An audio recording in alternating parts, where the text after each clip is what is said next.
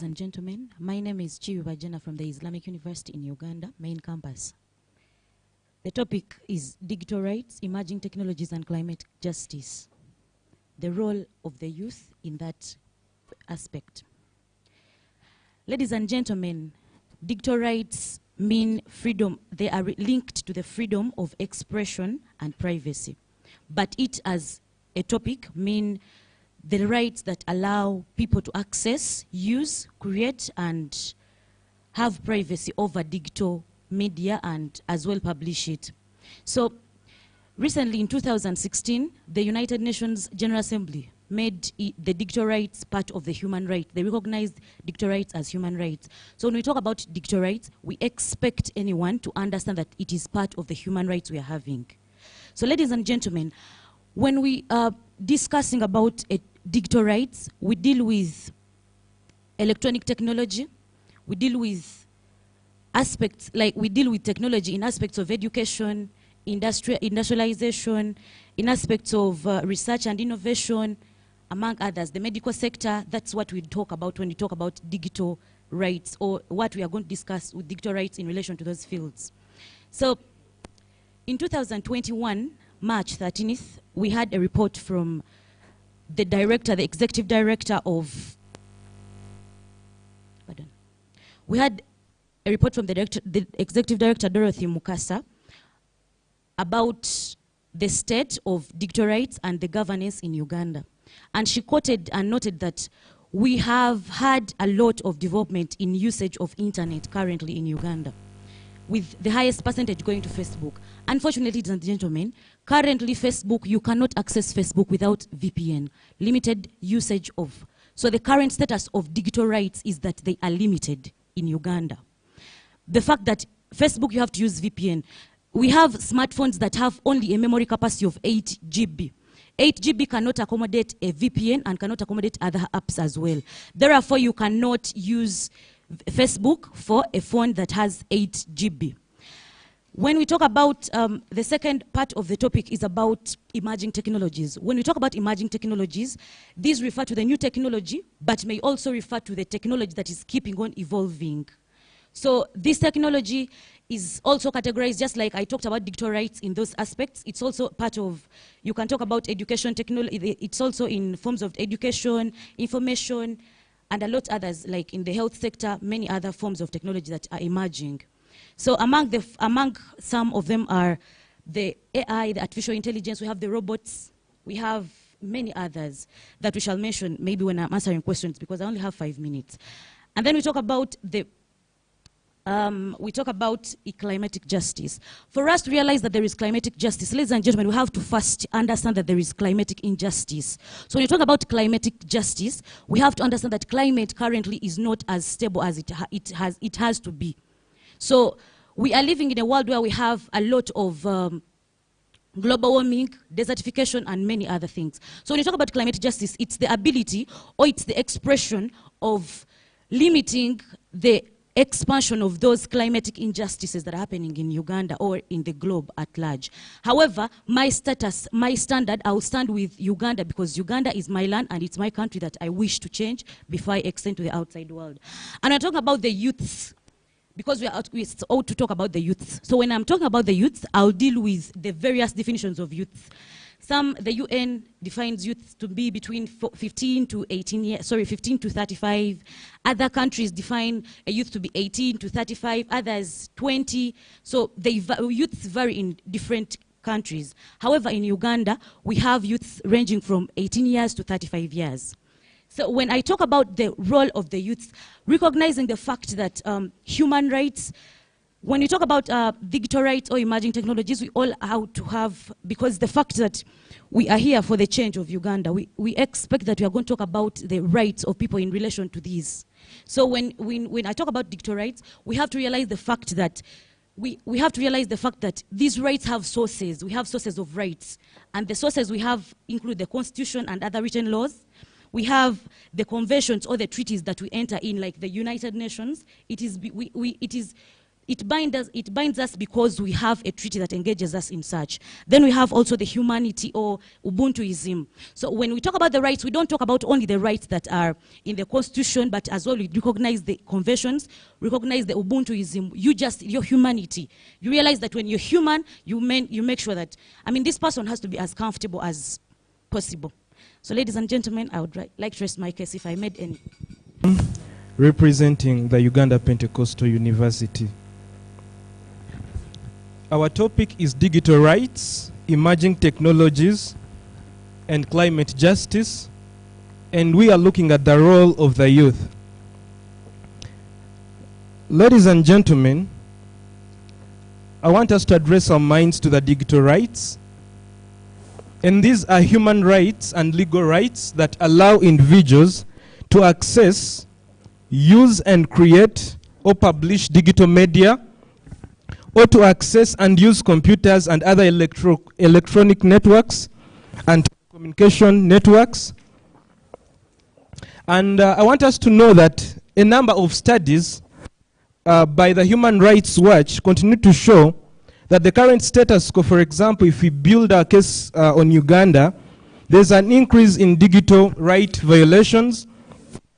A number of studies by the Human Rights Watch show that Uganda currently there's an increase in characterized arrests and intimidation of online use, logical advancement that undermine the drive to socio-economical and political development in Uganda. Ladies and gentlemen, I want us to address our mind to Article 35 of the Constitution, to Section 35 of the Access to Information Act 205 that protects third parties whose information is subject to disclosure. We also go to climate justice, which is just the equity in sharing and adopting the burdens brought by climate change. Climate justice, ladies and gentlemen, is a concept that addresses the just division, fair sharing, and equitable distribution of the benefits and burdens of climate change. It also deals with the responsibilities that come along. Ladies and gentlemen, I want us to address our minds to climate justice, whereby we all have a role to play, whether as policymakers, business leaders, or investors. And we all know that Africa... You have a point of information.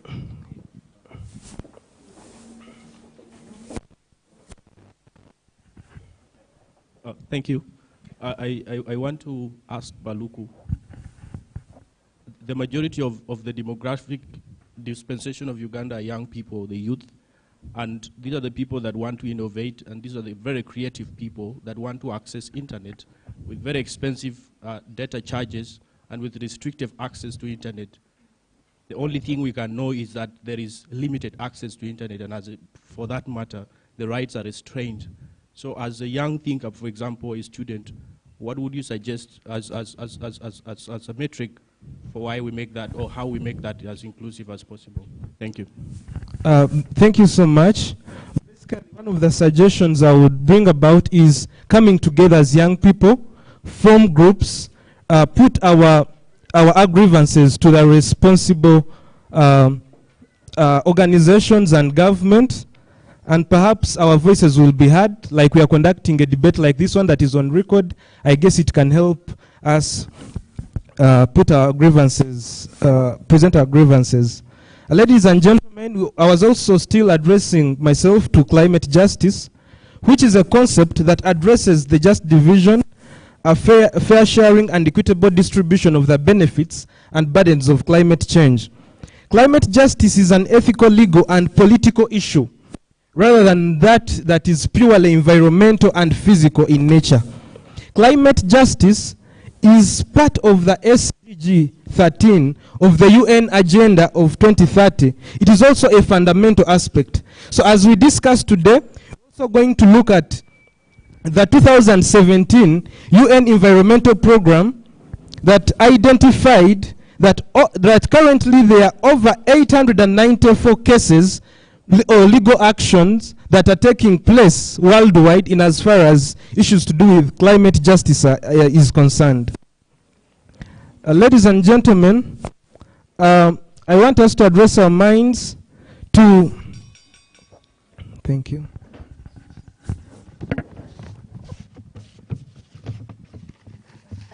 Thank you very much. And enhanced normal human rights just in a digital environment. After recognition that because the world is shifting that way, that even in that space, just though we interact within human spaces, we have some rules that govern our interaction.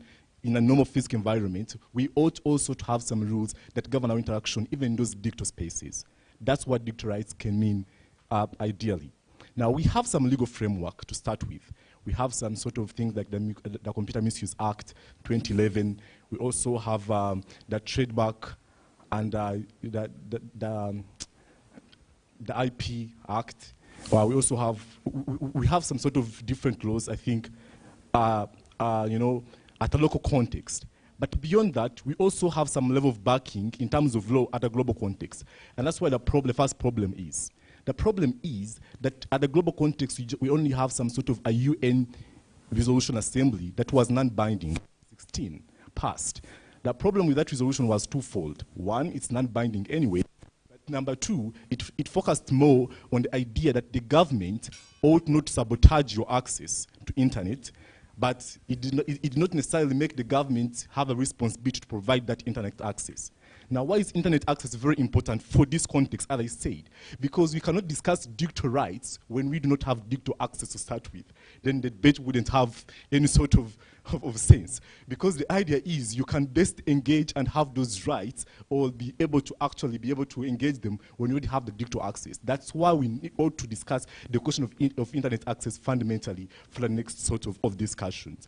And I think I'm going to expand more on that. So globally, there is some sort of that soft law, because even its sort of genesis is from Article 19 on the Universal Declaration of Human Rights, again, which is considered soft law, and the fact that the governments don't have... question for you. Background, I don't know what it is. Question, information.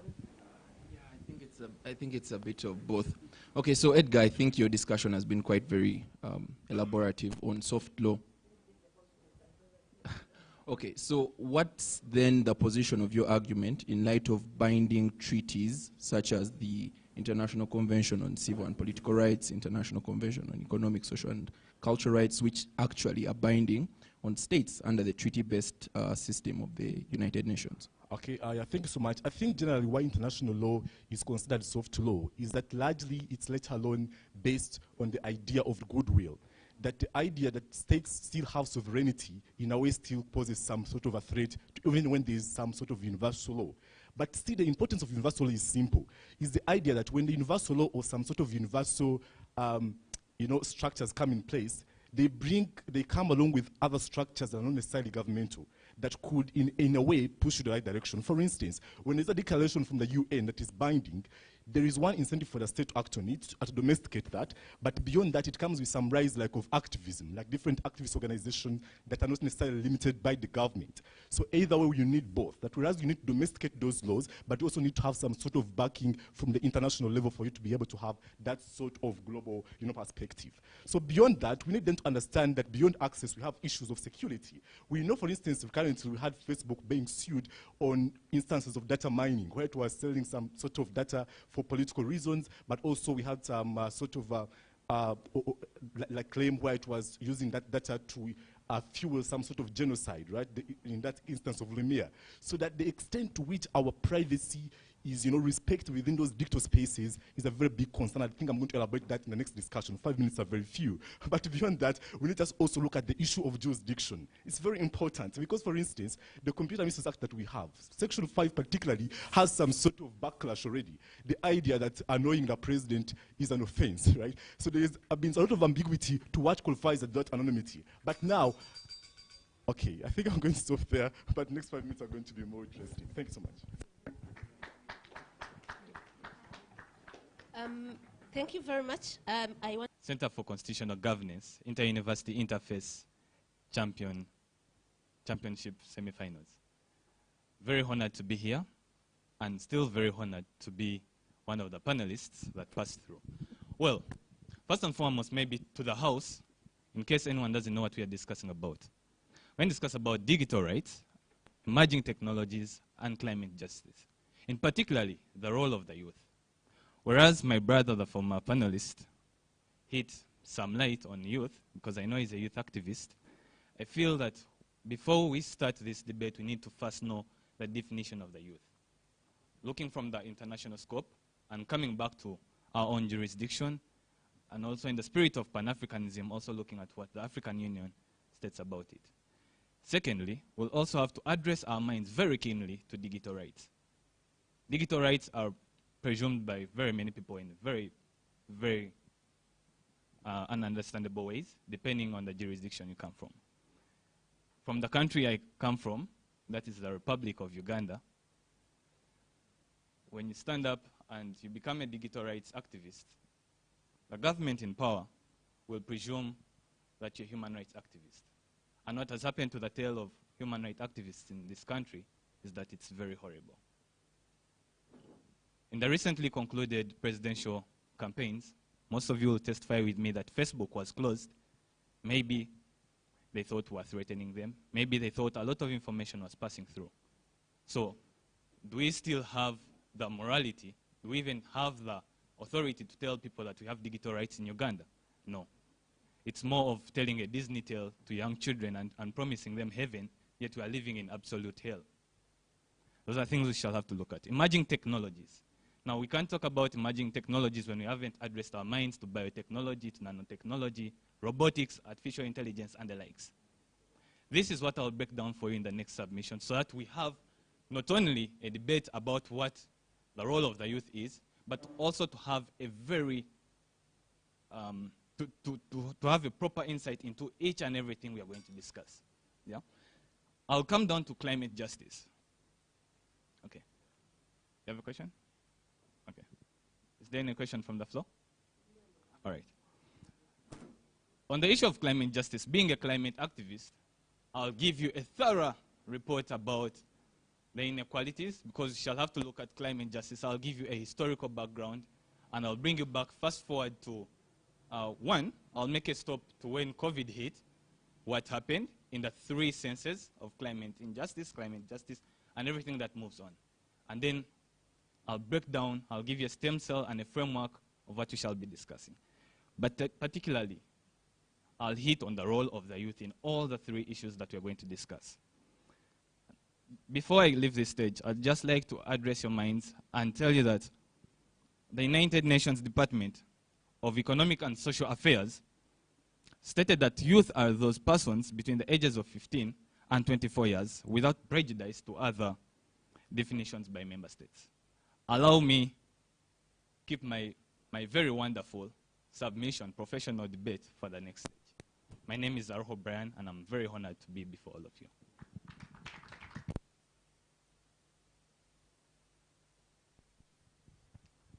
Okay, thank you very much, everyone. My name is Benson C. Mayanja. I am representing Makere University, Kampala, Uganda, at this semi-final round of the Interface Challenge, Debate Challenge. The topic that is there before us today is digital rights, emerging technology, and climate justice. What is the role of the youth? So, speaking after four very eloquent speakers makes it a bit hard for you to shed more light into the topic. So this is basically what I'm going to do. There are a couple of gaps that have been left out when it comes to the epistemological understanding of the different topics that have been given to us. So what I'm going to do is I'm going to try to fill in some of those gaps in each of the separate categories of the topics, and then at the very end try to show a synergy among them all. And I think that would be the most unique thing about the scope of this presentation. So let's start with digital rights. So the definition of digital rights by the different panelists has tended to show that in essence they are human rights, and that, you know, but the idea of what a right is has not been interrogated. So it is common with the definition that many people have when they talk about human rights, that they fail to define what a right is. And a right is merely a legally protected interest. So it may therefore inform the variation that we have when some states believe that the right to access internet is a human right and other states don't believe in the same. So that's the first and most important aspect that we'll discuss in the scope, to understand why states are incentivized to understand access to internet, access to digitalization and digital movement as a human right, or even as a right in itself. So the different digital rights that have been, the discussion has not elucidated on any of the digital rights, but some of the digital rights that we have include access to internet, include access to information, include data and privacy rights. So these are what we mean when we talk about digital rights. But the discussion before us has just merely been about digital rights. So your question must have been, what are digital rights? And that is what digital rights are. They include about a 7 thematic approach that requires you to understand some of those aspects. So let's talk about emerging technology. You see, now the understanding of emerging technology has in essence not been dealt with. And the perfect understanding of emerging technology can be looked at from the scholarly article of Daniel Rotolo in 2015, What is Emerging Technology? Now, Daniel Rotolo makes a very interesting argument by categorizing the definition of emerging technology under 5 particular aspects. She argues that the first and most important indicative factor of emerging technologies is that it must be radically novel. It must also be fast-growing. It must be coherent. It must then create significant impact, and that it must be uncertain. So you can't discuss emerging technology without having a particular understanding of what emerging technology is. And those are the 5 definitive aspects that we have. That's why aspects such as nanotechnology, aspects such as artificial intelligence that was coined by John McCarthy in about 1956 are very important for this discussion. Let's talk about climate justice. Now, the understanding of climate justice, in essence, is to look at it from the perspective of an injustice, like it is said. And it is a tripartite aspect of understanding climate justice. Any discussion on climate justice involves climate injustice. So what are the 3 scopes of injustice that we've seen so far, at least as reported by the United Nations? The first and foremost is international injustice when it comes to climate change. International, not in the sense of very many states, but in the sense of the relationship between states and their actions tending towards injustice. Say, for example, the relationship between developing states and undeveloped states. The second is inter- or intra-societal injustice. That's the kind of injustice that comes with the relationship that we have within communities, marginalized communities. And the very last one is intergenerational. What is the injustice that we cause as this generation to the generation that comes after us? Having underscored the scope of discussion that I'll be tending towards, it's important to also address the argument that Edgar makes in relation to ambiguity and etc. You see, the international framework for any human rights is based equally on soft law and binding law. And the most important clarification that we need to make is that the United Nations, for which everyone tends to make submission, runs on a 2-based system, a charter-based system and a treaty-based system. What Edgar submits is largely a charter-based system. But even when it is a charter-based system, the International Court of Justice has clearly stipulated in 2004 in a case concerning the nuclear weapons that equally soft law can be indicative of what law is. Thank you very much. As you can see, the discussion is very long, and I'm very glad to participate. Thank you. And says the guy who had all 5 minutes uninterrupted. Good morning. My name is Garang. Garang Quote. Leister is my name. I am a 3rd-year student of law at Nkumba University, and I am a debater. And these days, debating is more of thinking than just debating. I'm happy to be thinking this morning about interesting things. So, the conversation has happened among the gentleman and lady, and by the time I come in, maybe the only question that has not been asked and probably answered is, why are we having these conversations? Why are we discussing about digital rights? Why are we discussing about emerging technology? Why are we discussing about climate justice? With a basic understanding, as it has come from all the speakers that have come before I have come, I think we have understood what these 3 components are and why and what exactly is the status quo or what relates with them.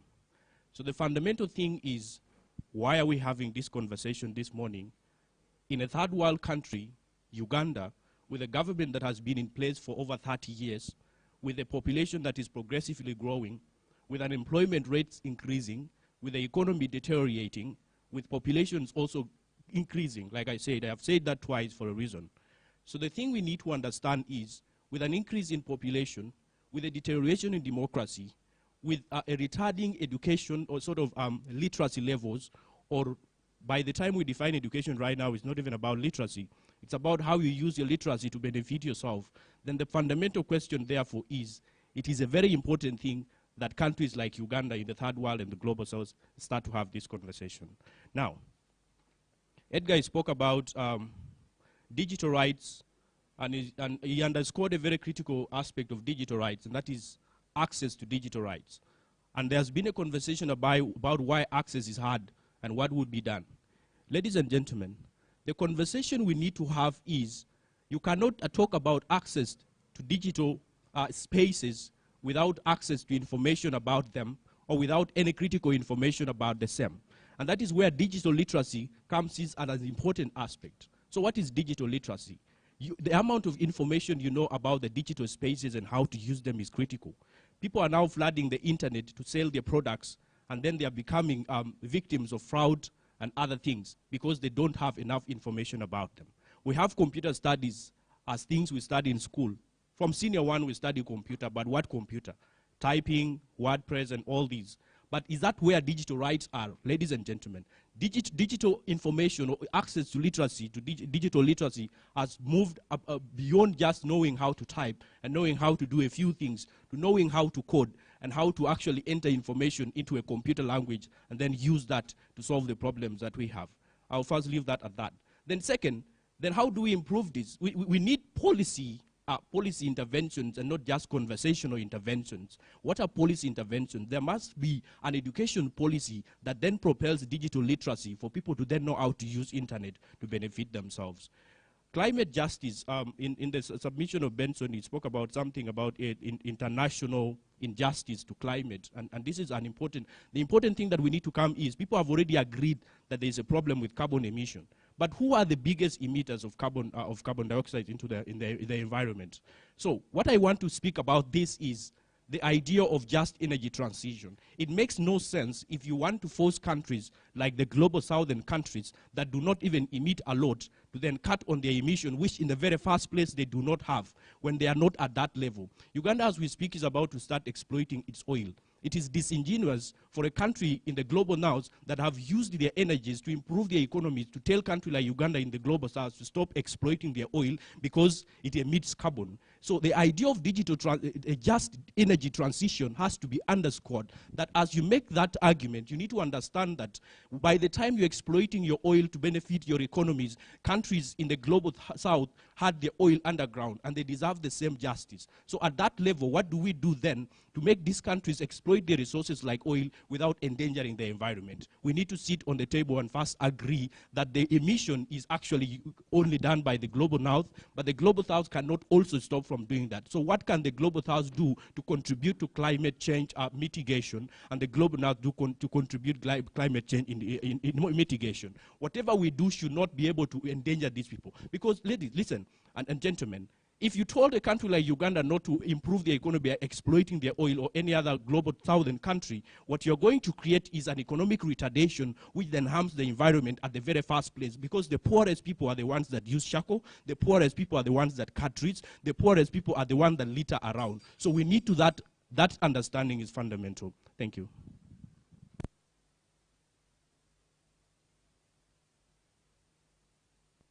That wasn't a clap. Keiyuba Jenna from Islamic University in Uganda. Let's first clap for her.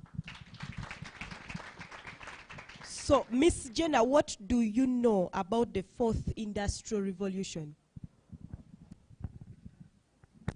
Well, the fourth industrial revolution,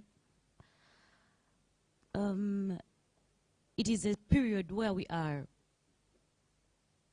having new forms of industries that question is in relation to the emerging technologies, because with the industrial revolution we expect to employ a different type of technology. So when we talk about industrial revolution, we relate that to the emerging technologies. So industrial revolution, what my perspective what I can say about such a question is that industrial revolution, the fourth industrial revolution, is coming up because of the emerging technologies, where different technologies are employed in different sectors or fields of life to improve on the existing technologies and existing instruments currently, I would say.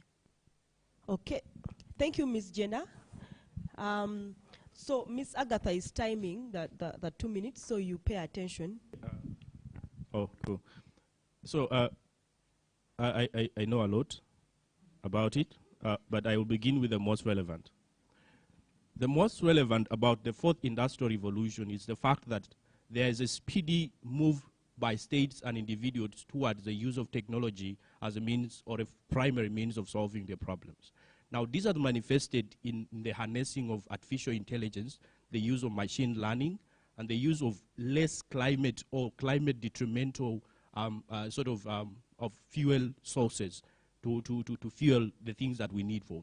So with then comes the need to understand that the fourth industrial revolution demands that the skills that we acquire conform to the fourth industrial revolution. That's one. Secondly, it demands that the policies that we want in place also conform to the fourth industrial revolution. Now, what that means is, for a country that is transitioning towards the use of technology as a solution metric for problems that they face, then the policies should therefore be able to facilitate the use of the same technology. And I always like using examples of terrible things. So you can't be a country that is transitioning to the use of technology and internet-based marketing, for example, and then you're the same country that taxes internet very highly, and you're the same country that limits internet at political seasons. That in itself contradicts the whole idea. Then secondly, also, the policies or the kind of skilling you give to your people to be able to exist within the context of the fourth industrial revolution must be something that conforms to the same. So the system of instruction, the system of skilling your people must be the one that also prepares people that can actually participate in the marketplace of the fourth industrial revolution. Then lastly, also, the economic policy must be a one that also appreciates the same. An economic policy that does not seem to promote industrialization does not fit in the fourth industrial revolution. That is fundamental. Thank you. Yes, Benson, you have the floor. Okay, thank you very much. So the one thing that I think would be important for us to understand about the fourth industrial revolution is really the growth of artificial intelligence. The discussion on improved technology and policy reformation is entirely benched on how well we can have artificial intelligence working. Now, Garang Leister rightly notes the idea of machine learning. But machine learning is essentially predicated on the existence of big data and the ability to use deep learning. So policy reformation and ETC can only survive in a world where we have big data. So the question now is, do we access big data in a country such as Uganda? That stems down to the ideas of access to information, the ability of digital rights, and the idea of usage of emerging technology. Now, whereas I recognize the argument that was made by Leister earlier on concerning digital literacy, you recognize that there's a difference. There's a very huge distinction between learning about the internet and learning about the rights that concern the internet. So merely having a conversation such as this may proliferate my right to freedom of expression. But if I don't know about the freedom of expression, it does not necessarily mean that I am enjoying my right, because I don't know about it. So that's the one thing that is important when it comes to understanding the fourth industrial revolution. Very many people don't know about it, even when they are transitioning into it. So the knowledge part of the fourth industrial revolution is important. But then even secondly, and the most other important thing, is the usage of the technologies that we develop to proliferate other spheres of development. Uganda's priority, in as far as its budget is concerned, is particularly health. So can we develop nanotech? Can we have stem cell?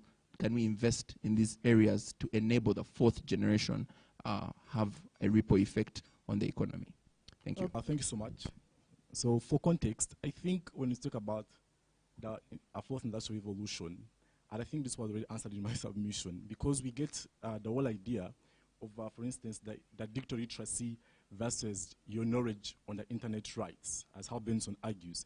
But I think all those comparisons would definitely fade in comparison to what I already submitted earlier. When I tell you the whole point here should be the access. Because the best way, first of all, to understand your rights is when you participate in that digital economy or that digital environment whatsoever. I don't think the best way is to post them on Google, that these are the rights, or put them on billboards. The best way people best realize, and be able to advocate is when they are taking part of it. So the whole point will come back to the access. But then lastly, again in relation to what industrial revolution means, and this is why I left those two topics at first, because they are a little extensive. Now, for instance, when we speak about the idea of emerging technologies, we have emerging technologies that are coming, like the instance of wiretapping. So people need to, one, understand that wiretapping, but also we need to have some sort of regulation that dictates the circumstance through which you can use it. For instance, can you be able to wiretap a conversation between a criminal suspect and his lawyer? Can you be able to, to wiretap a conversation between, a doctor and a patient? Such kind of emerging technologies are coming up, and then we need to interrogate the extent to which they're in line with the already fundamental rights that we know of. Because we know some rights which are absolute, like the freedom of thought, and that we have an emerging technology of using neurochips. Neurochips, they're able to study your thoughts. Now, that technology is against a fundamental human right, one that is absolute, of the freedom of thought. So now that's why these emerging technologies, we ought to look at them from that context and be able to examine them. Now, lastly, on climate justice. Climate justice is very easy. The idea of climate justice is always on the clash of development versus environment. What should come first? The question is actually tricky because it's more of a situation of an egg and a hen, what came first. So I don't think the solution is like Leister suggests, that we need to look at it from the global south and the global north. That can be a solution. The whole solution is that regardless of all economic aspects and development plans we have, we need to weigh them against the environmental impact assessment plan. What is the impact on the environment? And then you can vote. Edgar, your time is up. Thank you. Okay. How are you able to guess my next panelist to answer the question? Okay. Thank you so much. I want us to agree on one thing, that we share the same skies. Industrial revolution, in this sense, calls for global cooperation. The research I have is that Africa alone generates about 4%, less than 4% of the world's carbon footprint. However, it suffers very little blame for climate change. It bears that very little blame. However, it suffers now the effects of damages, for example, through floods, droughts, and plagues that come along. So industrial revolution, basically, I understand it in a way that it brings about the emerging technologies without setting perimeters, or without being decisive and divisive. The industrial revolution moves on with, it is cross-generational, it is cross-generational with evidence of the emerging technologies, and through the global treaties that are coming up, the regional integration that is coming up, whereby East Africa, for example, can have the same sense of policy making. United Nations, nations under United Nations can also come together and decide on the way forward in as far as the world, in this fast growing world's economy. Thank you so much. Okay. Please pass the microphone to Mr. Brian Aruho. Teach us, what the emerging technologies are, but then also on how we can capitalize the powers within ourselves, our governing bodies and authorities, law-making bodies, to have a better future for Africa in general. I beg to submit. Okay. Thank you so much. Let's clap for our panelists. So we are going to our next question. And since you answered that question last, maintain the microphone for the next question. We have been hearing our panelists talk about artificial intelligence. So, Mr. Brian Aruho, to what extent is artificial intelligence applicable in our day-to-day lives? Okay, thank you so much. artificial intelligence in the year 2022 is very much applicable. Artificial intelligence is a very diverse thing. Very different people have very different insights into artificial intelligence, its uses, its varieties, and, well, how it can shape us. However, artificial intelligence can actually start from the smartphone we have. Artificial intelligence can also move to the machinery we have here. Artificial intelligence can also cut across to the very many computerized gadgets that we have. I don't know what gadgets people have, but the panelists that are seated here, at least I know that Mr. Mayanja and the gentleman here are richer than me, so they do have gadgets I can't afford. But to what extent is it applicable? It's very applicable to the sense that we have to use, and we do use, artificial intelligence in our day-to-day running. That is a fact that we can't hide away from. That is a fact that our governments can't hide away from. That is a fact that the world at large can't hide away from. If the question is, if artificial intelligence wasn't there, well, where would the earth be? Well, for purposes of maybe digital marketing and everything, where would we be? We'd be very far behind. And this is the very key thing that we need to be pushing to our ministries of information in Uganda, well, to start with, to know that this is something very key. So when you're talking artificial intelligence, it's day-to-day running, it's implementive policies. We also need to address our minds and get to know that this is something we can't run away from, starting from your gadgets and up to everything you use in your daily runnings. Thank you so much. Okay, please pass the microphone to Mr. Sam Baluku. So there's a collaboration between artificial intelligence and machine learning, or the use of machines. Now, it is important that it isn't our work, our day-to-day work. For example, you find these days, for the students who are here, you're doing courseworks, you will easily go to internet, you have access to different sites that will ease your intellectual capacity in as far as thinking is concerned. And then artificial intelligence also has lessened the load, the biggest load of employers, for example, in today's world. Instead of hiring secretaries, today people are using their laptops. People are using emails and to distribute work and reports. The other thing also, artificial intelligence is also helping to reduce on environmental degradation in as far as our day-to-day activities are concerned. Because previously people would burn paper, would do this and that, but it's also reducing on environmental degradation. Finally, artificial intelligence also has given people employment opportunities. We're seeing these civic space guys, they're here. It's all about artificial intelligence that has brought them here. So it is actually has created economic growth and employment opportunities. Thank you so much. So, Mr. Edgar, I saw you applying sign language to your thoughts. To study things that would take about 4 months when doing that analysis. And I'm creating a software that could analyze that within just 5 seconds. So, so they make work really easier. I think that would be very important. But also, we need to be very careful with artificial intelligence. Again, that's why we need some sort of great regulation. Because artificial intelligence is our last creation, but at the same time can be our demise. This is very important because the peripheral thinking skills of artificial intelligence cannot be compared with our linear thinking skills as humans. While that means some scholars think we could be at the threat of extinction, that means we ought to look at it carefully. Because in 2040, it is projected that artificial intelligence will have reached a stage called technological singularity, where machines will be able to reproduce without need or aid of any human being. A machine can create another fellow machine. That means they won't need humans.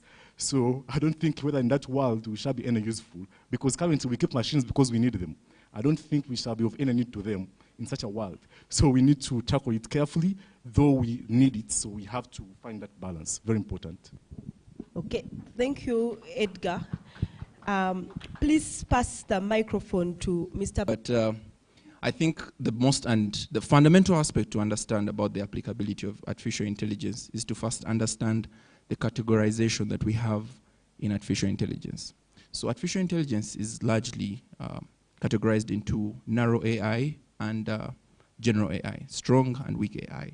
So the applicability that Brian tells you about is basically weak AI, the AI that helps you do singular activities such as play chess, that beat Kasparov, you know. There's different types of AI, and AI under machine learning is enabled under supervised learning, unsupervised learning, you have reinforced learning. So there's this particular aspect of AI when you ask that question that we must address ourselves to even before we can answer it. So I'm going to answer it twofold. The first, in regard to the weak AI, is very applicable, and we've been given various answers to that. And I think in relation to the topic that we are speaking about today, the applicability of AI has been seen in policy formulation, for example, in Uganda, whereby policies and legislation is being formed, such as the Misuse Act of 2011, Data and Privacy Act of 2011. So there's an applicability even at government level to ensure that AI influences policy formulation. But equally so on a human rights-based approach to implementing certain human rights aspects. So the existence of nanotech, chemotherapy, gene stem, and stem cell therapy all happen to be within that domain. But most importantly, and picking up from Edgar's submission on the point of singularity, I think then what we need to do is that the applicability of AI in regard to policy formulation should not be to regulate AI, because that's nearly impossible. What we need to do is regulate the usage of AI, such as regulating the kind of work that Edgar wants to do with AI in regard to petroleum engineering, as opposed to regulating AI in itself. So how we survive the point of singularity is really by regulating the uses and what we do with AI. Thank you. And Edgar, they have simplified my work, so I'm just going to do what I usually do. And what I usually do is to link the abstract conversation in the intellectual domain to the status quo, so that that guy down there in Nkumba Simbi, for example, can understand what we are talking about. So I am going to break it down to about 4 things. One of the things is AI. The question is to what extent, and to all extents, AI is applicable. That is what these gentlemen have said, and that is what I'm going to just tell you how that becomes a possibility. So to all extents, the application of AI is a necessity. So now, being necessary, then how then do we apply it so that we can then rest and say, okay, it is applicable? So where we apply it is the most pressing challenges that we face. And I think from the internet revolution and the rise of artificial intelligence and the use of technology, we have been able to solve a lot of problems. And as a developing country, for example, which is what I just said that I do a lot, is then how is it very applicable? Now, first thing, what are the biggest problems that we are facing as we speak as a country right now? One of the biggest of them is health. There is a very fundamental problem with how we access health and how we use, or how we then use information to inform our health living styles. So in the application of AI, people then can make decisions about their health because of the information provided, because of the access or the applicability of artificial intelligence. For example, the other day I was speaking with my female friends, and apparently they can be able to track their monthly happenings using a mobile app, and that is how applicable artificial intelligence is, for example. Then another example is if you go to Facebook right now and like just a picture or a post about a shoe, in the next 30 minutes you might like 1,000 of shoes because of how AI has interpreted your like of a shoe to mean you are interested in shoes, and then advertisers then give you all this number of shoes. So that is how applicable AI then is. And again, like I said, in all extents, it is very applicable. Thank you. Thank you. Please pass the microphone to Ms. Jenna. So, to what extent is AI applicable? AI is applicable currently to a larger extent in our day-to-day life. You know, when you talk about AI, it's the ability to use this technology. You know, you have phones, even the small phones like the button phones. It's also AI because, I mean, it doesn't think like we do. It doesn't do the work we do. So we look at laptops, we look at these smartphones, we look at even how, for example, these banners, those words have to be printed somewhere, you know, and then get attached. They're using AI. Because trust me, you as an individual, even if you write very well, you will not print the same thing. It will be calligraphy, but it will not be the same letters a computer can produce. So AI is applicable to a larger extent in our day-to-day life. For example, it's applicable in aspects, like I addressed earlier, I said, emerging technologies exist with new formations and also improvement or evolving new modes of the already existing technology. So when I talk about AI, I mean there are things like X-rays. It has been there, but things are getting improved. Currently in the US, there is what they call the Bay. The Bay can scan your body and see if there is a possibility where your body will one time get broken, you know, possible injuries that you would get, you know. So we have a lot of new things that are happening, even with the existing technology. We have it in the education sector. I mean, trust me, most of us here are not doing anything near climate or AI or emerging technologies, but we get this information that we're talking about from the internet, you know. Look at, this is education, we look at the health, we look at the tourism sector. For us to make sure, like the lady from America came, you know, she had to come because maybe she saw somewhere that Ugandan universities are cool, so, you know. Yeah, so the advertisement, then that is in the tourism sector. We have like AI is really applied almost everywhere, so it is applied to the largest extent currently. Okay. So what role should the youth play to leverage from the benefits of the fourth industrial revolution? Okay, I would like to first start by saying, by all definitions, United Nations, African Union, etc., I am a youth. But then also more importantly, I think there is about three things. It's a very broad aspect, so I'm going to just focus on the most important ones. I think the first and most important thing that youth need to do is to secure, they need to secure digital activism. It is important to note that the global demographics stipulate that the future is youth. So how then do we ensure that things such as digital literacy, things such as digital rights, things such as perfect use of emerging technology is achieved, is to ensure digital activism. Now there has been an argument that digital activism can indeed spur offline activism. What that means is that there is a ripple effect when it comes to digital activism to ensure social change. A good example is the Black Lives Matter movement, which was started on Twitter and then calculated into social change. Similar instances in Bosnia and Herzegovina, whereby we had youth challenging climate malpractice by the state. Most of what digital activism does is basically propel us into the fourth industrial revolution to ensure that we can leverage the benefits that come therefrom, and also things such as policy formulation.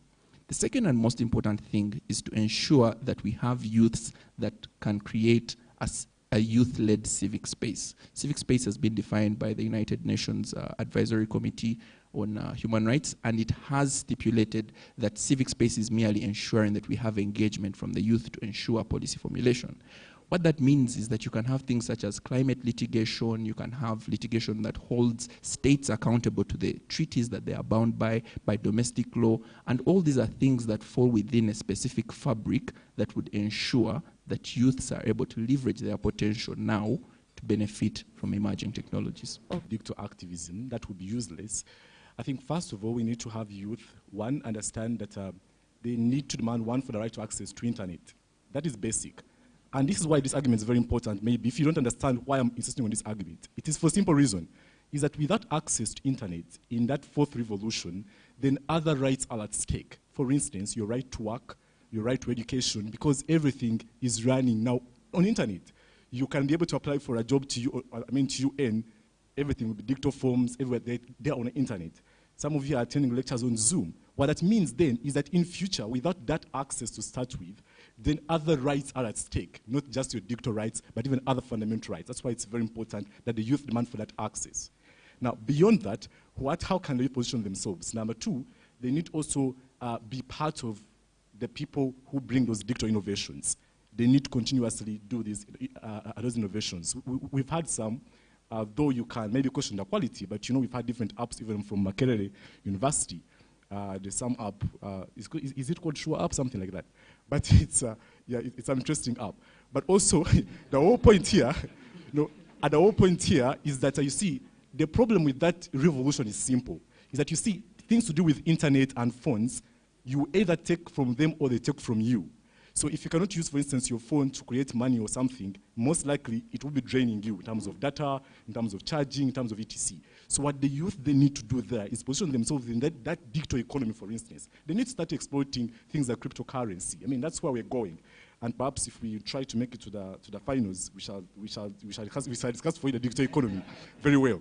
But so that should be a position of the youth to be proactive within those dynamics that are in the future, and not necessarily just maybe just doing activism and speaking about it. That cannot do so much in their benefit advantage. Very important to be proactive in that space. Okay, Mr. Sam, you're actually next. Are useless. Edgar, Uganda, for example, if I set my perimeters to Uganda, it has the youngest population in Africa.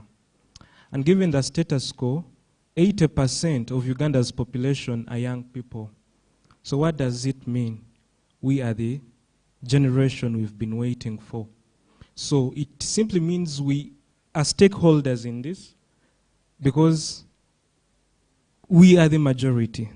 Thank you so much. So I believe the young people can organize and promote ICT-related challenges and competitions, for example, and perhaps bring their ideas together.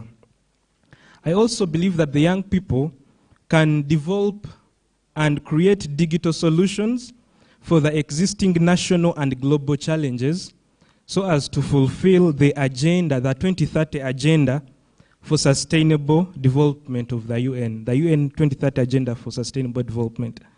I believe as young people, we have different abilities to deliver. We are talented differently. And one great philosopher said that it's in the midst of our decisions that our destiny is shaped. So I would encourage the youth to come up with a coalition, for example, of talented youth who are active in digital space so as to contribute largely to our country's economy. Then lastly, I believe the youth can come up with what I would call the youth labs. These youth labs, it is something that I've also started in the district where I come from, that is Kasese, whereby we find mentors and support networks so as to develop new digital skills. Because if Edgar is doing engineering and the other one is doing, maybe specified in, oh, thank you so much, otherwise I was powering matter. For clarity, I don't want the House to think otherwise. I had a burning question to him, but well, terms and conditions do apply. Well, to start with, my brother said in Africa, if my research serves me right, I wouldn't want to disagree with him, but if my research serves me right, I remember the African Union saying that Niger had the youngest population in Africa, if my research serves me right. Well, the role of the youth. First and foremost, we should know that artificial intelligence is here, not for a certain period of time, but for eternity. Secondly, we need to know that all these transformations, emerging technologies, as we earlier on stated, nanotechnology, biotechnology, robotics, artificial intelligence, educational technology, are not here for a time frame. They're here for eternity. Yeah? And we need to also get very fast to the fact that we need to address our minds that we're not going to be youth for only today. Yeah? That has a time limit. We shall not be youth after 30 years. Mr. Benson may reach there before me, but will not be youth after 30 years. So what we do within this time gap is very key for us to create a cross-generational cause or belief for the other people that are going to come in the space that we are going to live. So how we do use the artificial intelligence currently or the emerging technologies is still in light of paving way for the younger generation that is going to come. If we do use artificial intelligence in a negative way, we are going to set a precedent that, well, you know, it's just like how most African parents, mine very inclusive, are champions of saying, huh, you guys are lazy. We used to walk kilometers to school. Yeah.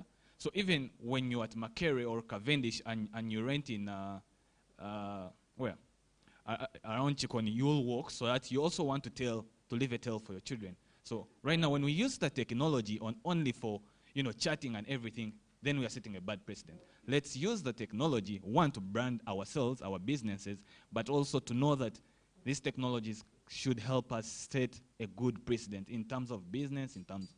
Oh, okay. If I make it to the finals, I'll give you a detailed. Yes. They are unbribable. So let's proceed to the next, and that is Miss Jenna. Please respond to the same question. What role should the youth play to leverage from the benefits of fourth industrial revolution? Well, thank you. As earlier discussed, what the fourth industrial revolution is. I'm going to begin with what the role of the youth should not be. Then I will conclude with what it should be. I think in the fourth industrial revolution, we are being unfair to ourselves if the only thing we do on the internet is to post memes, to drag other people on Twitter, or to post statuses, or to dance on TikTok. I'm not saying don't do it. But if it is the only thing that you do, that should not be our role in the fourth industrial revolution. So what then should be? The following should be twofold. One, we need to first equip ourselves with the digital skills necessary to exist in the fourth industrial context. The digital skills necessary because you can be a participant as a passive participant when you don't have the skills. You only receive information, but you can't participate. So, in three ways. One, you need to prepare by skilling yourself. And instead of posting memes, wherever you're watching from, instead of posting memes on WhatsApp or whatever it is, you would use that data to maybe learn how to code, for example, on free softwares like the Code Camp online, so that you can learn how to communicate with the computers. That is a better thing that you can do. Then second, you need to participate. Participation is what I've just said. If you learned how to code, if you knew about cryptocurrencies, then tomorrow you will be the part of the people that will trade in the same. So you need to participate. Then the last one, you need to make it progressive. So the fourth industrial revolution did not come to stop or did not come to end the world. It came to make the world a progressive place to exist. So you must participate in making the same idea a progressive idea. The second fault is then where the gentleman then came in. You need to guard that the fourth industrial revolution actually serves the best interest for why it came to exist. So how do you guard against any other thing that might harm the same? Two things. Benson talked about activism. If you think there is unfairness in access to the same, then speak out for the people that cannot speak and they need to access. Then the second thing you need to do is you need to engage in harm mitigation metrics. Edgar talked about tech singularity. If we have been lucky to be aware that in 2040 there's going to be tech singularity, what do you do as a youth is to actually engage in inventing metrics that will actually mitigate the same said tech singularity so that the progress that I speak about can actually be attainable. Thank you. Thank you so much, Mr. Garang. So now time to involve our audience. Brian, our panelist. You have one question. Yeah, one question. Yes. Yeah, earlier you referred to digital rights as presumed rights, and I don't get that context of presumed rights because in Uganda and on the international level, we don't have presumed rights. So could you please elaborate more on these presumed rights? The policies and how they're going to be implemented. So I would like to know those policies that we could implement so that we can ensure the role of the youth in the digital rights.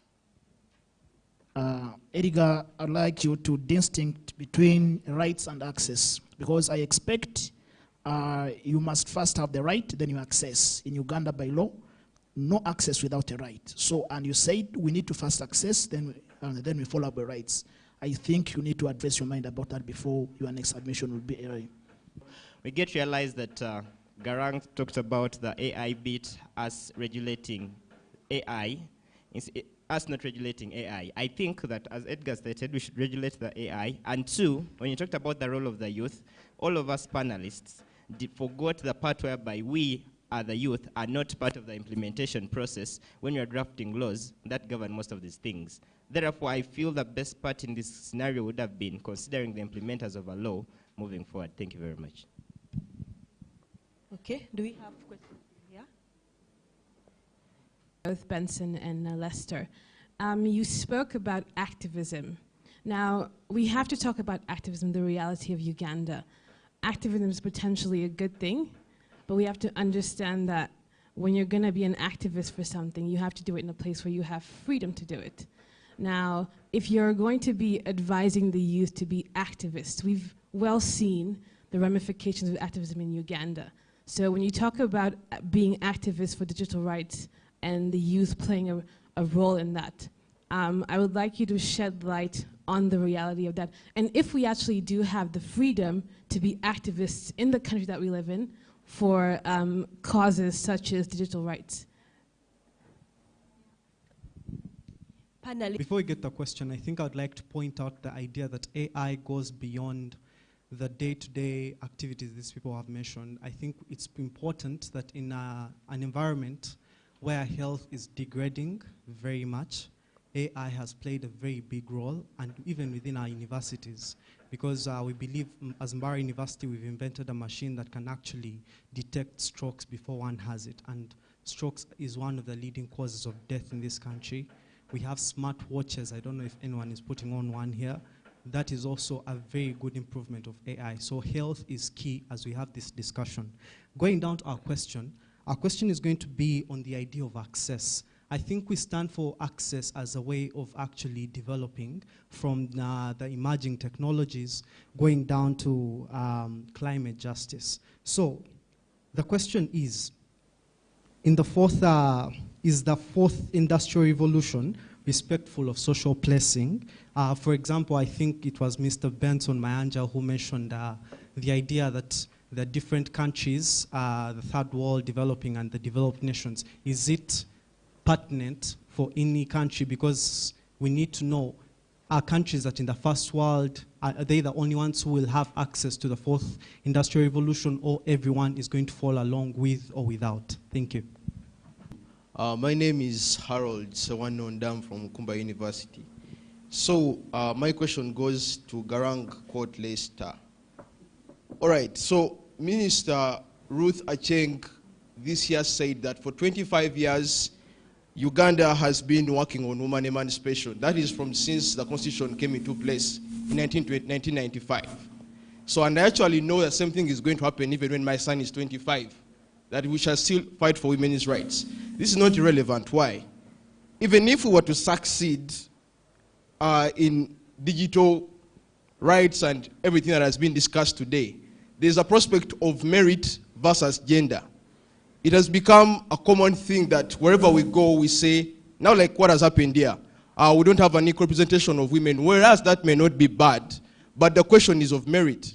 Should we give authority to digital rights, or youth to have digital rights, or people to innovate on a basis of gender, or rather on a basis on who is capable of doing so? That is a question I have. Thank you so much. Thank you. The aspect of the role of women in digitalization. And I think maybe she didn't have more light on it, but don't you think that female participation or progress in the digital space has actually rapidly grown? Because according to statistics, women's participation in the digital space has they've actually broken the glass ceiling. So I'd like her to elaborate more on the role of women. If she believes that they haven't participated, then let her give us more insight on it, because according to what I know, women are actually thriving. They are breaking the glass ceiling when it comes to digitalization. Okay, thank you very much. We could, first as gender, and then the other one talked about women, the rapid growth of women participation in the digitalization. Ladies and gentlemen, they have really come up, like women are there. But I would like to bring to our notice that women emancipation doesn't mean that you give them space where men cannot go. Women emancipation sometimes calls for you as a woman to stand up. Like I said that women ought to participate. I didn't say that they should give a platform to only women to participate, but women should stand up. So when I talk about emancipation, I talk about standing up as a woman, talking to a direct woman. That is what I meant by women in participation. And then someone asked, is the fourth industrial revolution limited to countries? A revolution takes a process. It does not happen one day and we say that we have finally revolutionized.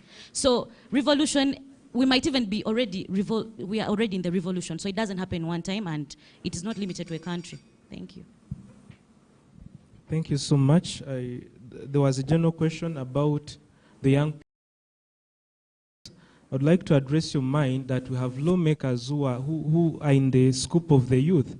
We have Honorable Franca, we have Honorable Nyoko, they were in Parliament. These are lawmakers and still they can influence and come up with our recommendations as young people. And then about merit versus gender, I personally believe in meritocracy, that it's not who you are, it's not whether you're male or female, but I believe in what you can do best. Thank you so much. To fears. It is not the constitution that addresses the need. Sometimes the need that addresses the constitution. So, but number one, first of all, those dictator rights are there for you. You have access to them. They're not like we are debating something from heaven.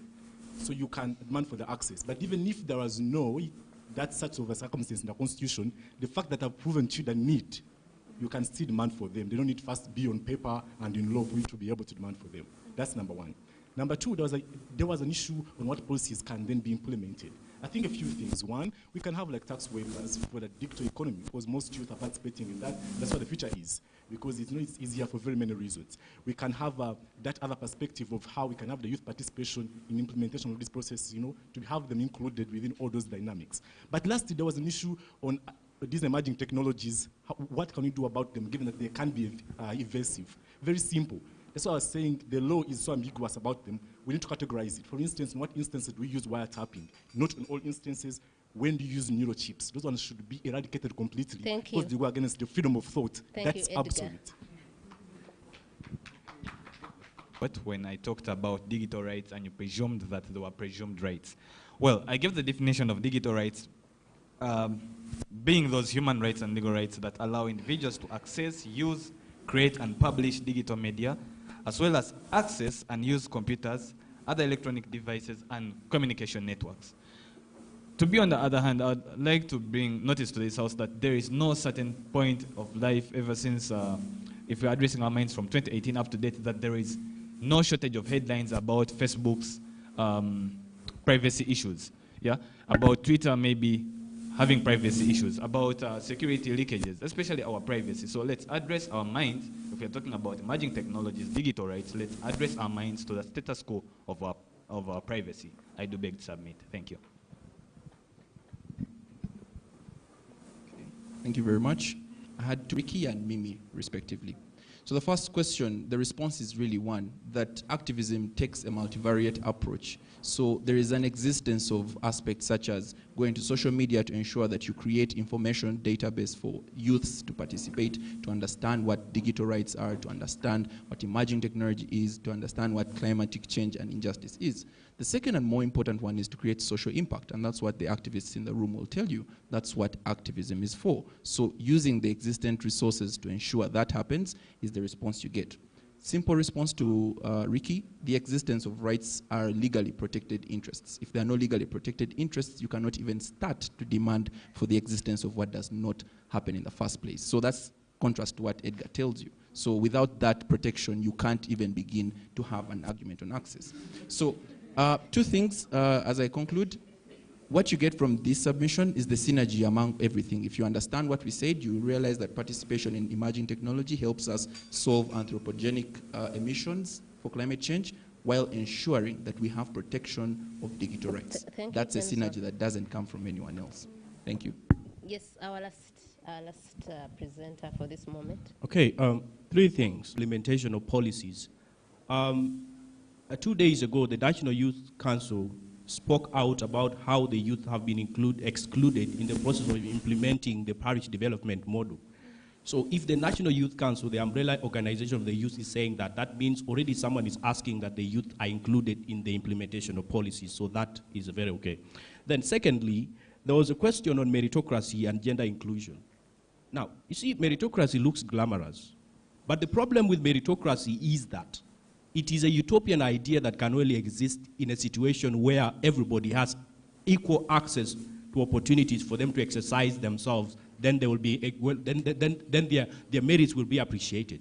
But in a context where a father in a poverty-stricken village in Uganda will be forced to take the boy to school and not the girl because he believes the boy is going to be more influential, that situation cannot appreciate meritocracy.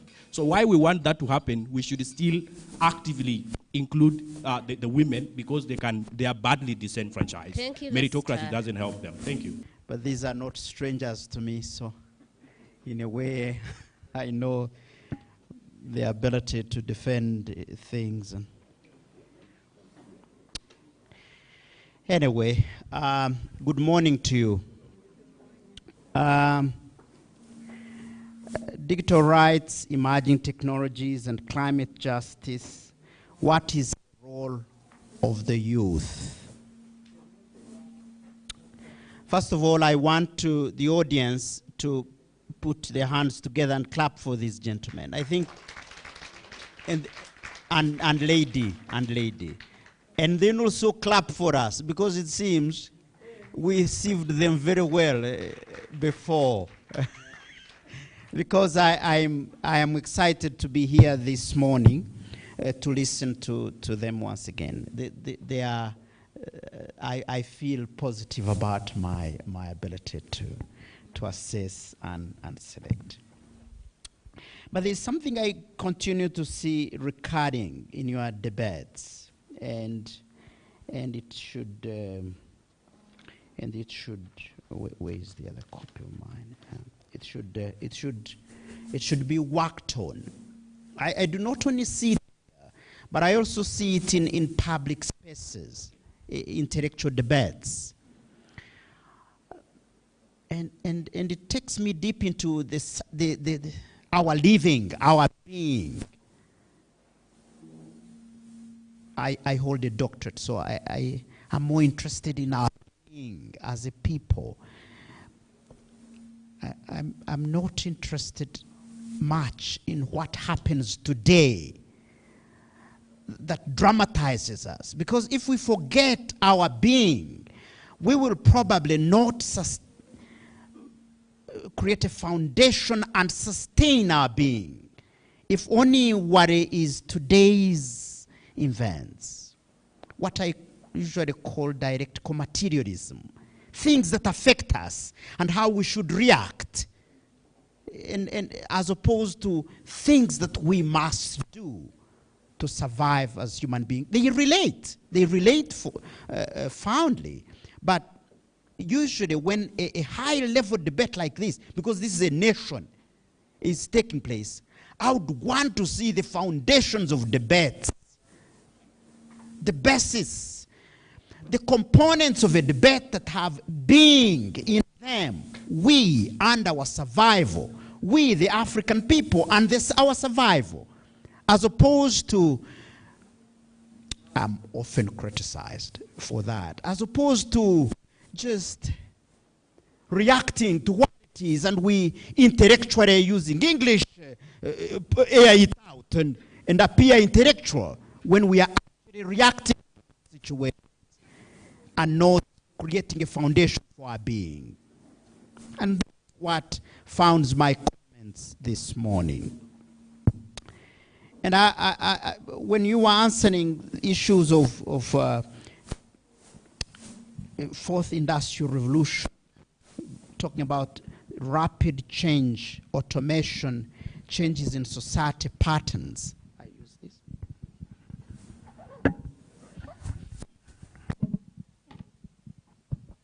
what I understand as rapid change, automation, and changes in society patterns, people, and technologies. I realize that we have young people lost from Africa, dealing with over 38% stuntedness among children between the age of 0 and 5, lost in the global debate. I realized you are in there. You could go to London, it's okay, and I know you like it. But the task is here. 38% children stunted. And you are not fixing the... How will this fourth industrial revolution eat up this 38% stuntedness? As you debated, I'm looking for those small things, and I don't see them. I see people lost in buzzwords, trendy words, and speaking good English. Listen to me, I am very serious about this. And so I am seeing an opportunity, for example, in this artificial intelligence thing. Superhumans like my dear Edgar, yes, helping all of us to live this one life fully. And where are they from? Are they from here, or they are from the West? And what are the interests of the West? Do you think after colonization, these guys have ever stopped? They have imperialism. So then we must talk about politics of involvement in this artificial, in this digital, in producing these technologies, and also making sure people access them. Our people, the 38% stunted people, access them. So, but do you think the imperial man, this global man who is pushing you to globalize and speak great about global trends, interested in your emancipation? I'm talking about in the context of your topic. And this should be the primary issue. And so this comes when your debates are properly founded on what motivates, what your ideas on being are from the point of view of your society, and then how the globe must come in and how we should control it into the future. And so every one of you is good according to me. They are all super, they are all smart, speaking good English, eloquent. But I think we must come home. We must come home to this thinking situation. 38% stuntedness among our children, 28% severe undernourished. Let me use that. But this morning, I am ending. This morning, I was reading. I had not, Sarah, I had not looked at that. In our budget, there is some money. It's about 78 billion that has been allocated to mindset change. This is where I have a problem. Because an education must be based on a philosophy which should have put in place this mindset thing that you are going to treat separately. I don't know what they are going to teach. That people should understand corruption and deal with, and all be corrupt, and we all, I don't know. I thank you. Right, is that other than the time for the panelists, that perhaps next time we review these so that the candidates have slightly much more time to make slightly much more detailed submission. I just want to start along that line to say that I'm extremely delighted that Deus and I roasted you guys literally, didn't we? The sort of the first debate. At the time, I was genuinely shocked. I was extremely disappointed, and we expressed it. I was lucky that I had, and indeed the two of us particularly, coming from where he was as a lecturer, and that there would be substantially no prejudice, and you'd not see us in any particular way, to go ahead and try and please you, and then go ahead and compromise the entirety of the process. I want to say that I am suitably impressed by the jump in terms of space, the energy, the tempo, the texture, the context, and for the first time, thankfully, because now we have a visiting observer from nowhere else but the Americas that, excuse me, you've actually done us relatively proud. Not yet there, as my brother was suggesting, but you've actually generally done us proud. This is a university and inter-university debate of some nature. So you guys, you've substantially improved. Number two, I want to say that really, except again, as I said, for time, generally everybody else did, by and large, what they needed to do. I had said, and we had said then, and now we're all familiar with ourselves, that some of the angles that we say, for the purposes of the judges out down there, if you're going to participate in the debates, if you're going to engage, you need to have depth. By and large, these guys today had depth. You need to have clarity. By and large, these guys, generally, the majority, in fact, nearly all of them had semblance of clarity. You need to have the confidence. Today is so improved that one of the judge panelists that perhaps we should organize a question time session for a couple of you. So you qualify. So you guys move from here and go into the national debate, and there is a general national conversation. So the confidence is up there. I know one of you guys warned me earlier today during breakfast that you noted what we said and you're coming for us. There is evidence you did that. This is an important feedback you must take home. And Sarah, do you know what? I'm actually now consciously convinced that it is possible that in the next 5 years, we may have slightly many more number, perhaps double the number of people in the National Assembly going forward from these teams and this kind of this kind of debate. So, guys, I will clap too.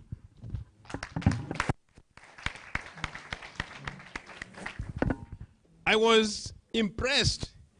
Critical thinking.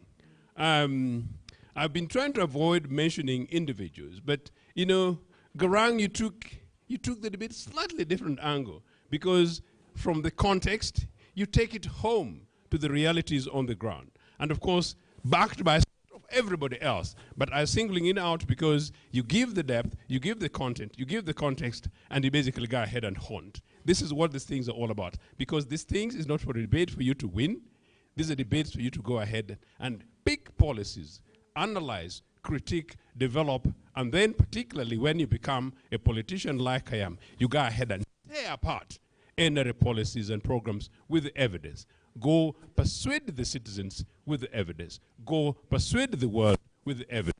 To the extent that you're able to give credit where it is actually due on questioning climate change, that how dare Global North test it. It's a very difficult conversation, but you know what? You genuinely qualified it. So anyway, research, structure, challenging the other. And final quick point. You know, when Garang was doing this, I'm just using Garang this time for these purposes, it's actually good to give credit to the other. Yeah. You know, this is not war. It's a competition of ideas. So you guys have all substantially, fundamentally matured. I would not want to say anything except slightly more that, look,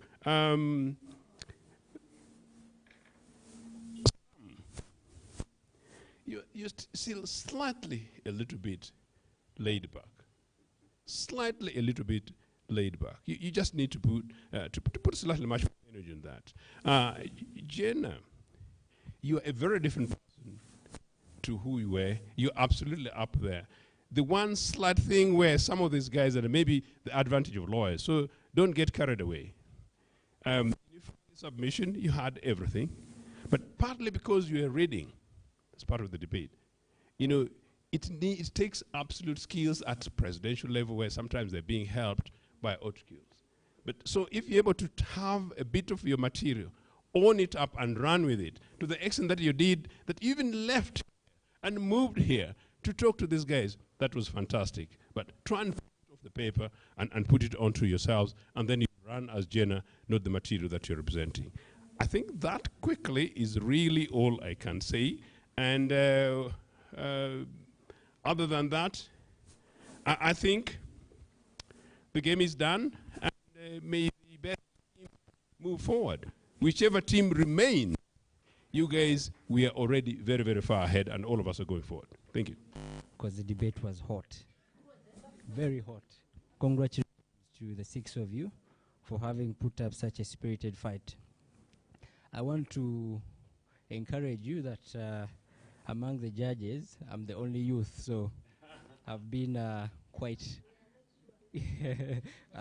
no, by all definition, like, I qualify. I'm a youth. So thank you very much. I want to make a few observations here. The debate was hot, I must say. I'm impressed. It's my first time to meet, I think, all of you. And what I see is already an amazing team of well-researched individuals who have sat here and showed us exactly what they do and what they intend to do in their leadership career, this being a mentorship program. Now, there are key things you needed to note about this debate. Oh, okay. There are key things you needed to note about this debate is about completing the tasks that you are given. You're given 3 topics. I think not all of you finished the topics. Within the 5 minutes, you had, done only 1 or 2, which was a bad thing. Because when we are telling you, we look at your knowledge on all the 3 topics, and we judge you basing on that. But I must say, even the 1 or 2 that you discussed, it was impressive. I think we have restricted ourselves, being youth and young, we have restricted ourselves, particularly on emerging technology. We are looking much more into the social media. We are not looking at other sectors. Well, emerging technology is cross-cutting from fintech. How many of you know fintech? You deliberately left it out. How many of you know how the banking sector has improved? There is a lot of interconnectivity between all these areas here, and that is what the 4th Industrial Revolution is. So I think we need to broaden our understanding. We need to broaden our reasoning in terms of how, in terms of when, and where to apply this information here. One of the key things is you need to complete a point, even if there is limited time. I noticed some of you not completing points. You are jumping here and there, without deliberately focusing on that. So it also affects you in the long run, in that your point gets lost around the way. For you, and you didn't complete your points, I'm sure they're around here. But nonetheless, it was impressive. I must say, good job, and I look forward to seeing the winner.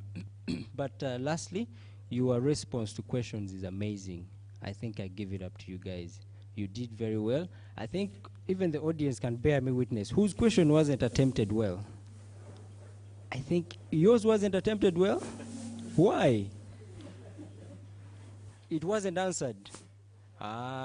Maybe you didn't address it to the right panelist. Sorry? Oh, you addressed it to the lady. You missed that mark.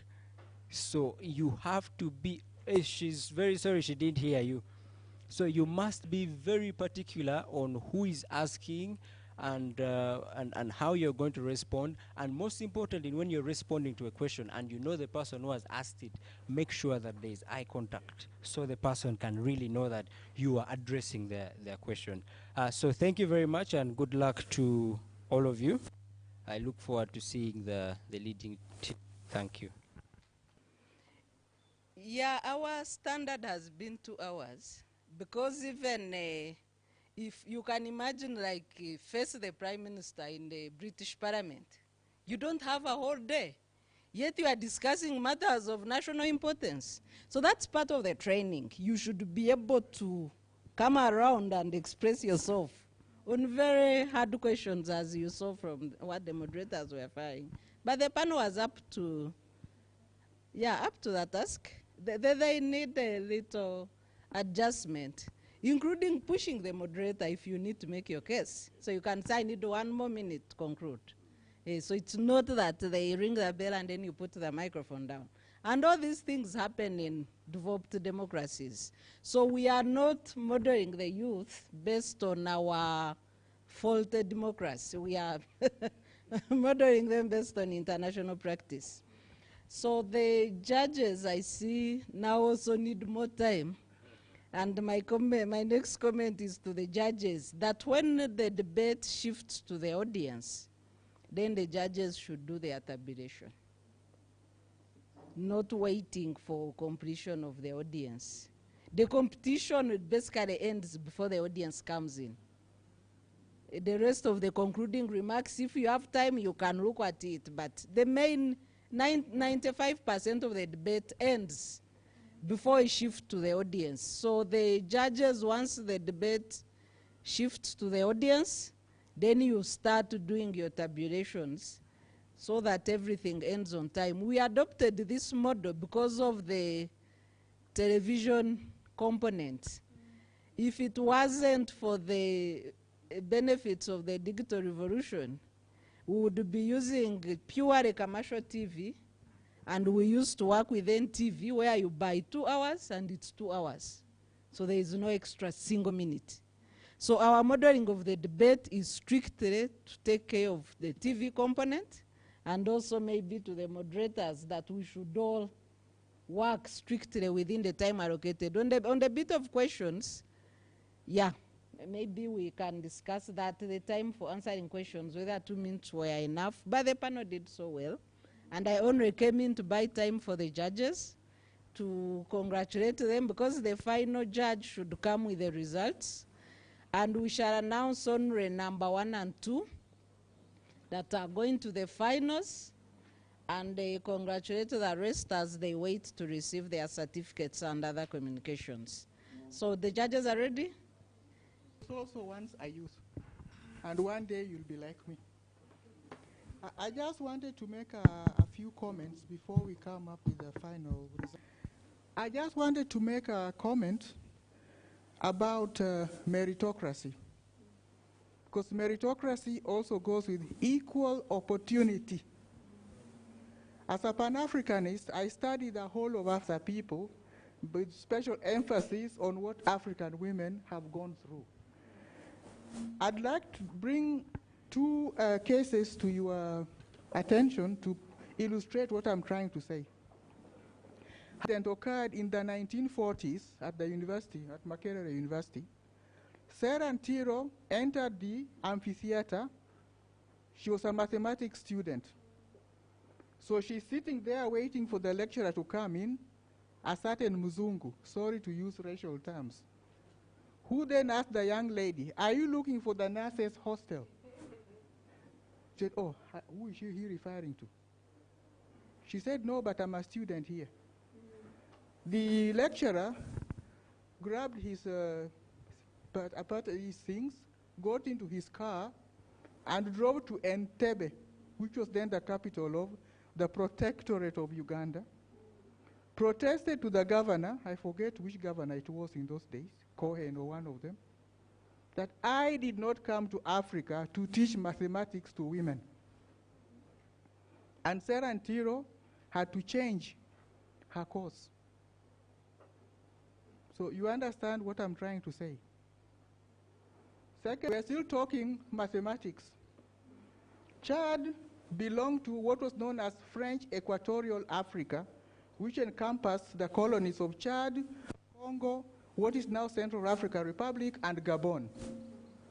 And when they did an exam, sometimes in the 1930s, the brightest student in the French Equatorial Africa was a little girl called Louise, who got 100% in mathematics, whereupon the governor almost got a heart attack.